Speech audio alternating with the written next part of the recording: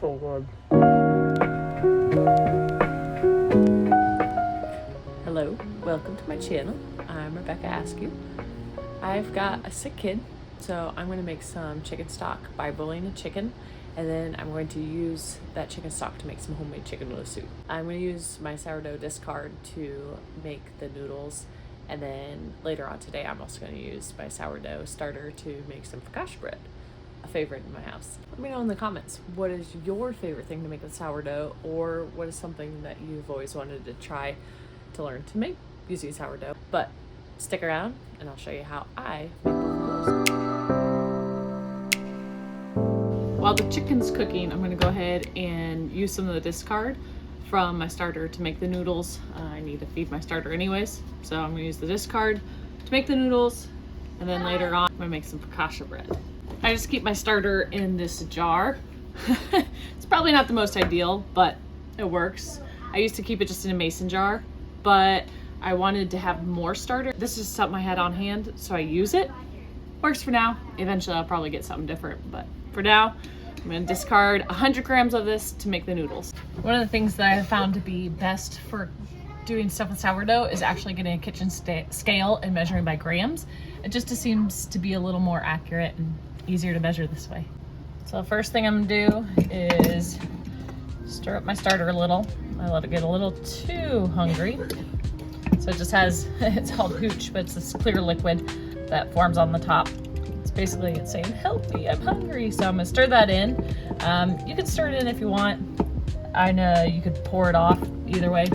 Either way is fine. And then I'm gonna take my bowl, turn on my scale, put my bowl on there, and then tear the scale so that it's reading 0 grams. Then I'm gonna pour in 100 grams of starter. After getting 100 grams of starter, I need to put in 2 eggs.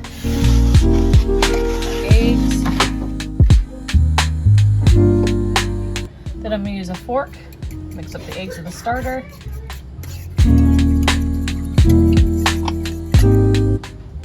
Then I'm going to add 250 grams of all-purpose flour.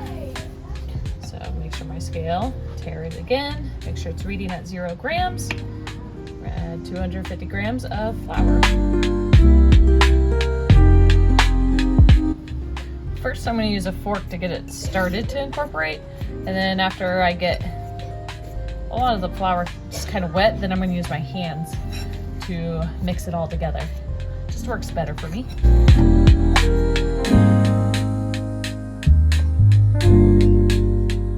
Now at this point, with this mixture, it's pretty dry. So for flavor and just to help it be a better texture, I like to add some chicken broth from the chicken that I've been boiling.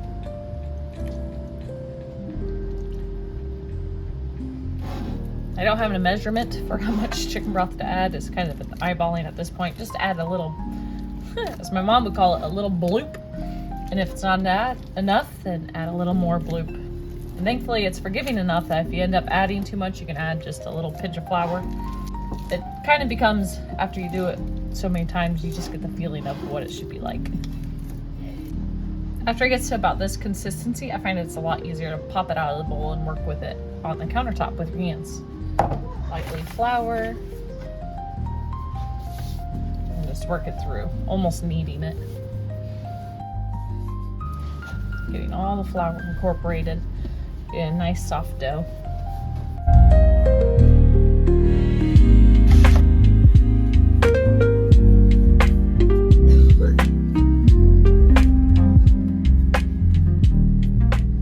After you get a nice soft dough, you're supposed to let it sit for 30 minutes.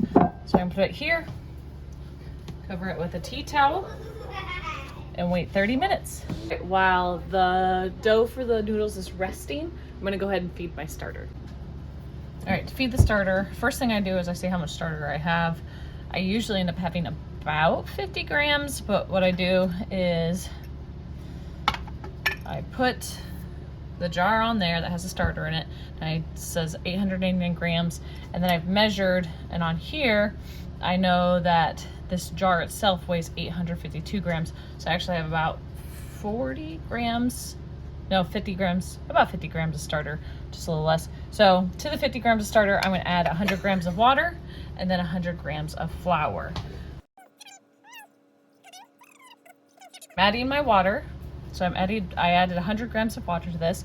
Then I'm gonna scrape down the sides. I find it's much easier to add the water first because you can use that to kind of help scrape down the bits that have gotten on the side. A rubber spatula works really well for that. And then when I'm actually mixing my starter, I like to use a little wooden spatula that I have. So we're gonna scrape down the sides best we can, get all that good starter in there. Helps keep it from drying really hard. When the starter dries, it's like glue wherever it dries on. So if you get it on anything, clean it up right away. I'm gonna get my wooden spatula and mix it up.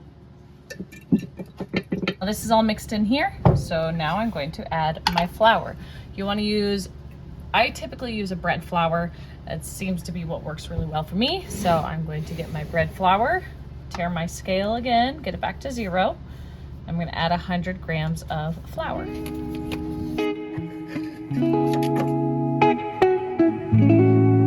Flour's in there, good stir. Now that this is all mixed up, what I'm gonna do, a lot of times when I had the mason jar, I would use a rubber band to mark where the starter is at, but I don't have a rubber band big enough for that. So I'm just going to use a little wet erase or a dry erase marker. You could even use a permanent marker, and I'm just going to make a mark right here where the starter is at, so then I can see how quickly it's rising and when it's ready to bake with. I've loosely put this lid on here. When I had a mason jar, I would just kind of set the top on there. I just haven't latched this latch. That keeps it closed enough that it won't dry out, but it covers up to kind of keep everything out of it. I'm gonna stick this in a warm place. Typically, you can put it on top of your fridge. Sometimes it's a warm place. If you're feeling brave, you could always put it in the oven with the light on. I actually have this ice machine that kicks out quite a bit of heat over here on this side, so I'm gonna stick it over there by that, and then we'll wait for it to get all bubbly and active. I completely forgot that I made pour over, and now it's cold. So now I'm gonna make an iced coffee.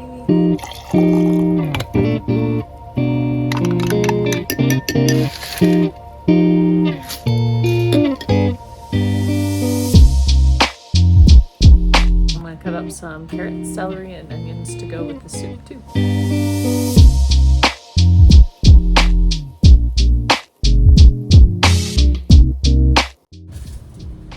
Alright, it's been at least 30 minutes, so we're gonna go ahead and take our dough, roll it out into noodles. I'm splitting it in half, working with half of the dough at a time. Now we like our noodles and our chicken noodle soup to be more of like a dumpling, so I'm gonna leave mine thicker. But if you're wanting more of a noodle, you'll want to make it pretty thin.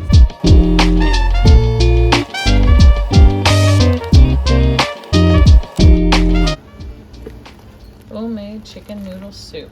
Decided to make this today. Some of us are feeling under the weather. Figured this would be a good thing for all of us to have. I may have used the extra discard that I had. I had even more than I thought to make chocolate chip cookies as well. You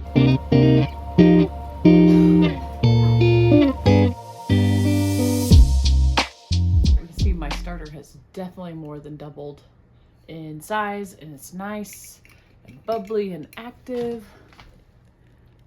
Lots of good bubbles. So we're gonna go ahead and make the focaccia now. Focaccia bread is kind of my go-to that I make. It's pretty simple. All you need is starter, water, honey, bread flour, and salt.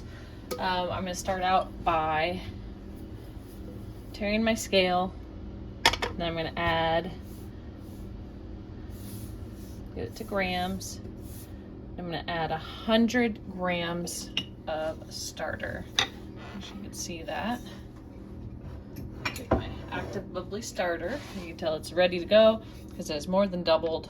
Here's the line where it started at. It's here. You can see it's got lots of bubbles. Very active. So we're gonna dump it in there. Get 100 grams. Nice thing about using the scales and using grams is you can easily measure out and see how much you need and how much you have. And it's okay if it's not exact science. 102, 101. Good enough. Then the next thing I'm gonna do is I'm going to add 375 grams of water. So I'm gonna tear my scale. And I've got water. I've got 375 grams. There. About 375 grams again. Not exact science, but that's okay. Then I'm going to whisk those two together. Then I'm gonna tear my scale again and add in 30 grams of honey. You could probably substitute sugar in for that. I don't know what the ratios would be. I just like to use honey. We're gonna whisk in the honey. Then once that's good and incorporated, we're going to add in the 500 grams of bread flour. Here's my scale again. Back to 0. Add in 500 grams. I've got the flour in there. I also need 12 grams of salt. So I'm gonna tear my scale again. I get 12 grams of salt. Now that we have the salt and the flour in there, we're gonna mix it all together. I start out mixing with a wooden spoon, and once it gets a little more incorporated, then I actually end up using my hands. It's just a lot easier to get all that flour incorporated in there.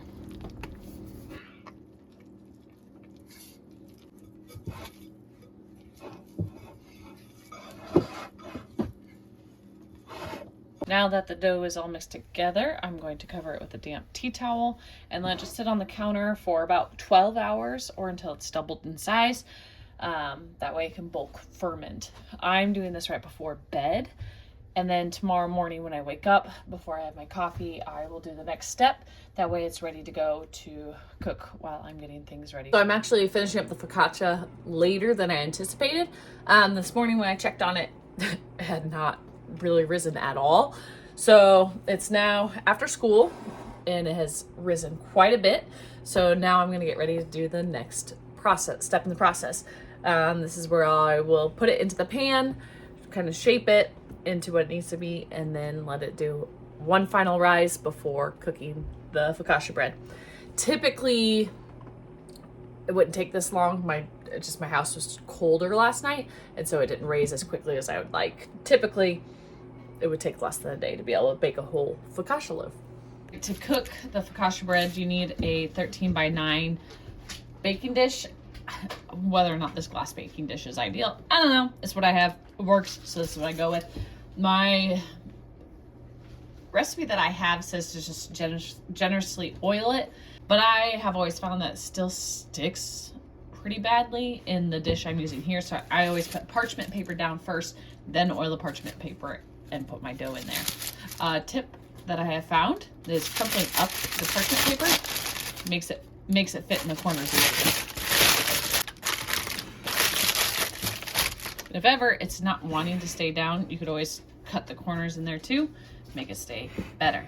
Then we're gonna oil parchment paper. This little thing is one of the handiest things I found. You just pour your own olive oil in there and it's a little sprayer instead of the aerosol. Dump our dough in.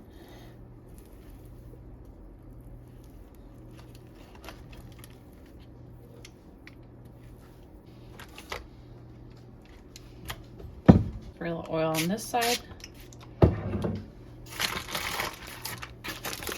Oil on all sides of the dough. Then again, we're going to cover it with a damp tea towel, and let it proof one more time for about 2 more hours, 2 to 3 hours, until it doubles in size again. And then when it's done, we're going to stretch the dough, stick it in the oven, and cook it, and finally have fresh focaccia. I do have to caveat that I am no sourdough expert. There's probably things I'm doing wrong or things I'm doing differently, or maybe something that's not ideal, but this is what I have found works for me, works with my schedule, works with the way I do things, and that's what I'm doing. And if you have any suggestions, more than welcome to give them below. But I have found there's so many different ways to do sourdough, so many different ways that people find to be the best fit for them.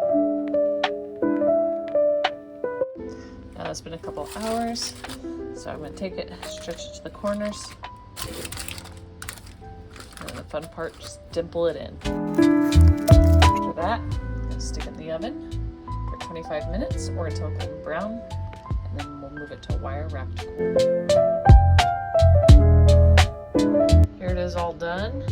Not one of my best loaves, but will still be devoured. One of the things we love about focaccia bread is just how soft it is. A lot of times my family will love to just break off chunks of it and eat it. You can either dip it in melted butter spread or just use it as is, or you can cut it in half here and use it as a sandwich bread. But focaccia bread, definitely one of the favorites in my house. Thanks for hanging out with me as I was making these foods over the last couple of days. Again, I am no expert in sourdough. This is just something that I got into in the last few years, and I've just really enjoyed making it. I want to encourage you, even if you start a new hobby and you don't feel like you're very good at it, don't give up. I don't even want to tell you how many starters that I've failed or not fed or kept up on and had to get rid of and had to start again or get a starter from a friend. There's been many recipes that I have tried that haven't turned out. Some have turned out really well. Don't give up on your hobby. If you're finding something that you really enjoy or it's a really fun creative outlet, even if you feel like you're not getting it the first time, keep going. Try again. Do it for the part of you that it makes happy, that it brings that little spark of joy. If it's something that you enjoy, keep going. Don't give up. You'll get better and better and better as you do it each time, and just find your way to do it. But have a great rest of your day. You've got this.